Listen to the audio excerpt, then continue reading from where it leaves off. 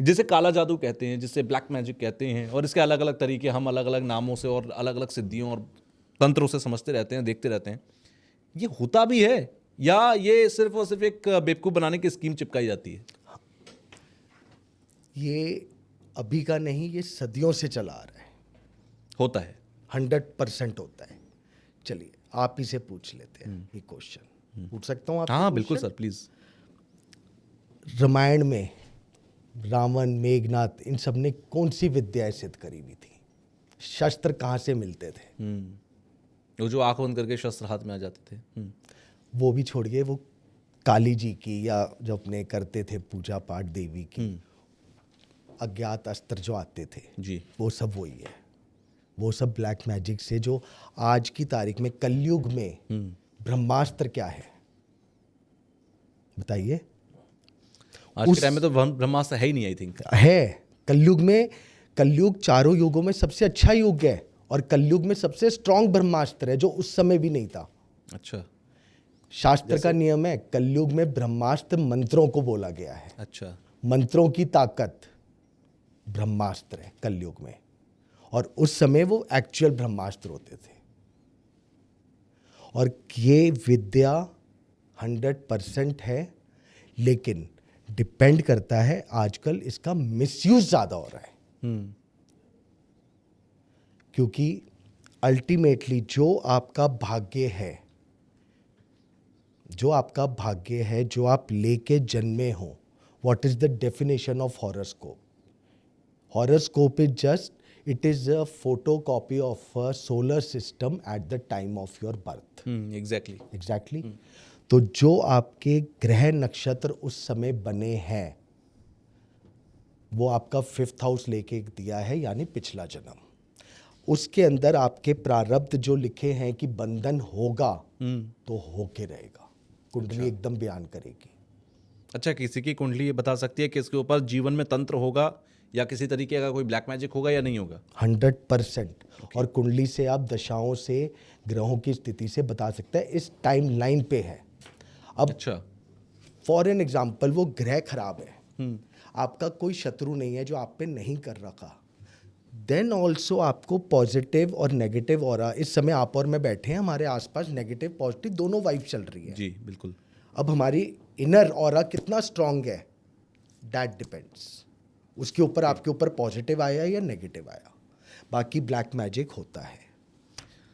जो मैं देखता हूँ, जैसे ब्लैक मैजिक की जब हम बात करते हैं ना, तो हमें नज़र में कुछ ख्यालात ऐसे आते हैं, जैसे एक गुड़िया है, उस पर कोई सुई चुभ हो रहा है, कोई ऐसा है जो नींबू पर कुछ सिंदूर विंदू लगा कर काट रहा है, कोई हम ऐसा देखते हैं एक डार्क से कमरे के अंदर आग जल रही है और वहाँ पर कोई तांत्रिक टाइप का व्यक्ति बैठा है और नरमुंड रखे हैं, बाकी चीज़ें रखी हैं। ये सब देखने में जैसा दिखता है ऐसा ही होता है? क्या यही ब्लैक मैजिक है? क्या यही तंत्र है? तंत्र की परिभाषाएं कुछ और भी हैं? देखो, ये तंत्र नहीं है। अच्छा। तंत्र क्या है ये समझना जरूरी है। आप जो बात कर रहे हैं टोटकों की कर रहे हैं, तंत्र और टोटकों में फर्क है। लेकिन ये सारी चीजें भी होती हैं। हाँ, जो मैं बोल रहा हूँ। हाँ, तंत्र की व्याख्या क्या है? मंत्र वही है, आहुतियां बदल गई। भगवान को, और तंत्र से आप सिद्धि प्राप्त कर सकते हैं। तंत्र को आप ये मत लेके चलिए वो खराब है।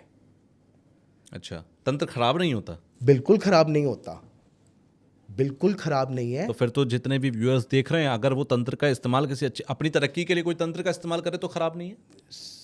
मैंने क्या बोला अभी? आपने मंत्रों की शक्ति को आप तंत्र से इस्तेमाल करके अपनी पॉजिटिव ऊर्जा करिए। ओके। तो वो खराब नहीं है। And everything have a positive and negative. अगर आप चारों वेद में भी जाएंगे तो अथर्ववेद के अंदर कुछ व्याख्याएं दी हुई हैं। अच्छा। तो उसको तंत्र वेद भी बोला गया है। अथर्ववेद, यानी कि तंत्र पूरा अथर्ववेद से आता है? हाँ। अच्छा।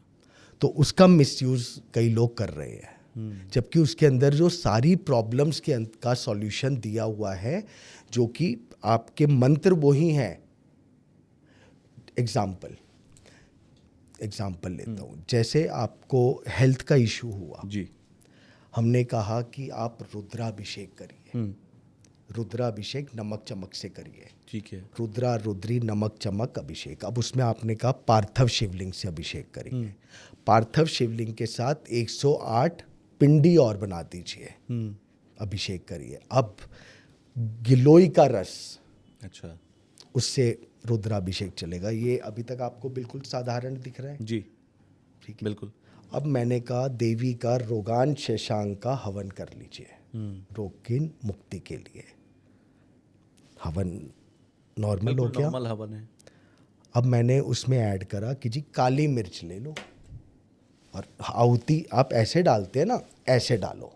ये हम बगलामुखी माँ के हवन जो होते हैं रील्स वगैरह में हम देखते रहते हैं, इस तरीके से होता है, इसका क्या मतलब है? हम भस्म कर रहे हैं, तो रोगान शेषांग भी जो मंत्र है देवी का, जी।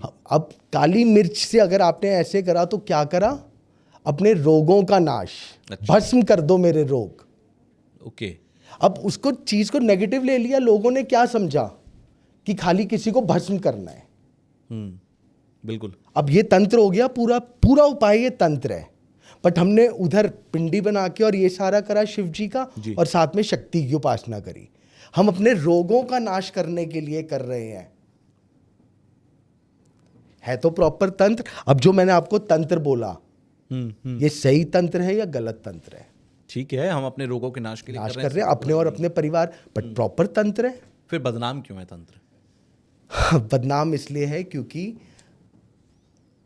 आधा ज्ञान, अधूरा ज्ञान और हानिकारक। अच्छा, जो हम देखते हैं इश्तेहारों में, हालांकि बैन है लेकिन उसके बाद भी अखबारों से लेकर और दीवारों तक आप देख लीजिए, वशीकरण, करण, ये वो, ठीक है, आप मारण मोहन, अपनी गर्लफ्रेंड वापस पाने के तरीके, ये सब क्या इसका तरीका है क्या? ये सब गलत तंत्र और है। ब्लैक मैजिक में आता है? बिल्कुल, वशीकरण, मारण प्रयोग, ये सब है जी। लेकिन टोटल गलत है।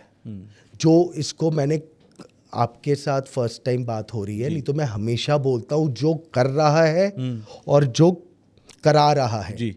अंत खराब है।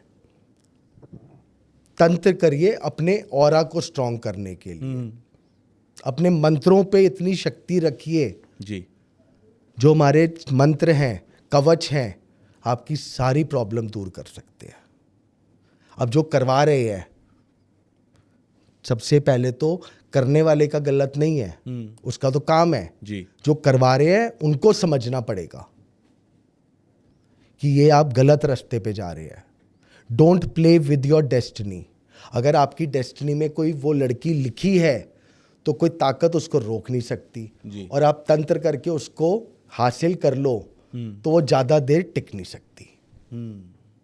यानी कि जो लोग, ये आप सबके लिए एक डिस्क्लेमर भी है, जो लोग इस तरीके के इश्तेहारों में, एडवर्टीजमेंट के चक्कर में पड़ जाते हैं उन लोगों के बीच में, वो थोड़ा सतर्क रहें। ये सवाल मैंने आपसे इसलिए पूछा क्योंकि अभी कुछ रोज़ पहले एक जगह में था, वहाँ पर एक बच्चा था, उसने मुझे इस बात का से रूबरू कराया। उसने कहा कि गर्लफ्रेंड चली गई थी और ऐसे कोई ऐड देखा, उसने फ़ोन किया, उन्होंने पहले 23,000 रुपये लिए, फिर उन्होंने कहा पूजा और करनी पड़ेगी क्योंकि उसके ऊपर एक किसी और ने कर रखा है, तो इतने ही पैसे फिर लगेंगे। उसने इतने पैसे भी दिए, जबकि स्टूडेंट लाइफ थी उसकी।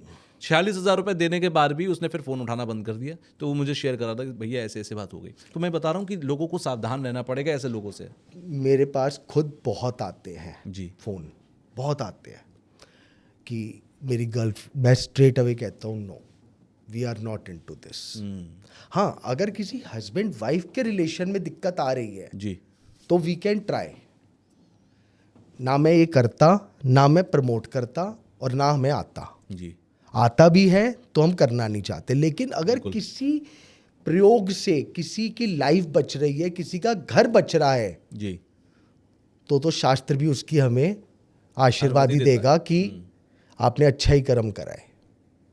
क्योंकि हमारे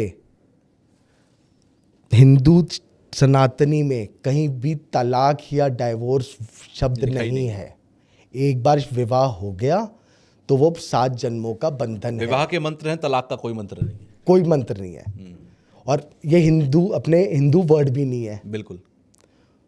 तो अगर आप किसी उपाय मेरे हाथ में थोड़ी है, जो देवी माँ की कृपा है जी, या जो शिव शक्ति से ऊपर कोई नहीं, अगर उनकी ब्लेसिंग्स हो गई तो सारी चीज़ें ठीक हो जाएंगी।